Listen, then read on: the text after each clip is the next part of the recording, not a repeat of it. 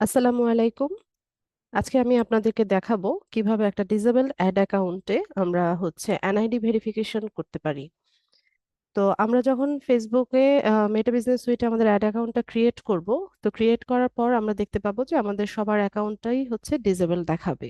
তো এখানে ডিসেবল দেখানোর মানে এখানে আমাদেরকে আমাদের এনআইডি ভেরিফিকেশন করে নিতে হবে বা আইডি ভেরিফিকেশনটা করে নিতে হবে। তো এটার করার প্রসেসটা আমরা বিজনেস সেটিংসে এসে অ্যাড অ্যাকাউন্টে আসবো। তারপর এখান থেকে আমরা সি ডিটেলস অপশন দেখতে পাবো, এখান থেকে আমরা যেতে পারি মেইল থেকেও আমরা সেম অপশনটা পেয়ে যাব। তো আমি অ্যাড অ্যাকাউন্ট থেকেই গেলাম, যাওয়ার পর এখানে আমাদেরকে দেখাচ্ছে যে আমাদের অ্যাকাউন্টটা রেস্ট্রিক্টেড অবস্থায় আছে। তো এটাকে রিকভারি করার জন্য আমরা এখানে ডান পাশে কন্টিনিউ রিকোয়েস্ট এটাতে আসব। এখানে আমাদেরকে ফোন নাম্বার ভেরিফিকেশন করতে হবে। তো এখানে আমরা কান্ট্রি কোডটা শুরুতে দিয়ে দিই।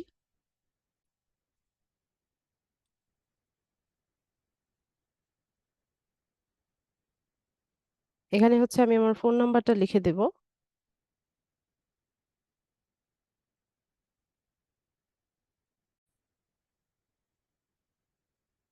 আমরা ফোন নাম্বারটা দিয়ে সেন্ড কোডে গেলে আমাদের ফোনে 6 ডিজিটের একটা কোড যাবে। তো কোডটা বসিয়ে আমরা সাবমিট করার পর আমরা এখানে দেখতে পারবো যে আপলোড ইওর আইডি। এখানে আমাদের আইডিটা কার্ডটা সাবমিট করার অপশন আছে।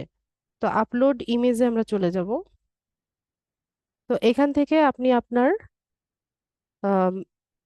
এনআইডি কার্ডের ফ্রন্ট সাইডের ছবিটা এখানে অ্যাটাচ করবেন।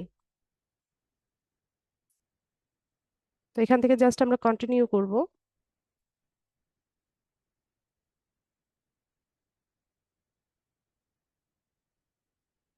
48 আওয়ার্স টাইম নিবে ফেসবুক। 2 দিনের মধ্যে এটা রিকভারি হয়ে যায় যদি আপনার সব ইনফরমেশন ম্যাচ করে। আর এটা 2 থেকে 5 দিন টাইম নেয়।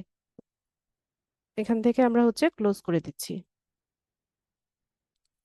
তো আমরা আমাদের রিকোয়েস্টটা পাঠিয়ে দিয়েছি, তো আমাদেরকে ওয়েট করতে হবে 2 দিন পর্যন্ত এটা রিকভারি হয়ে আসার জন্য। তো রিকভারি যখন হবে তখন আমাদেরকে মেইল করবে, অথবা আমরা আমাদের বিজনেস সেটিংসে এসে দেখতে পাবো যে অ্যাকাউন্টটা অ্যাক্টিভ হয়ে গেছে।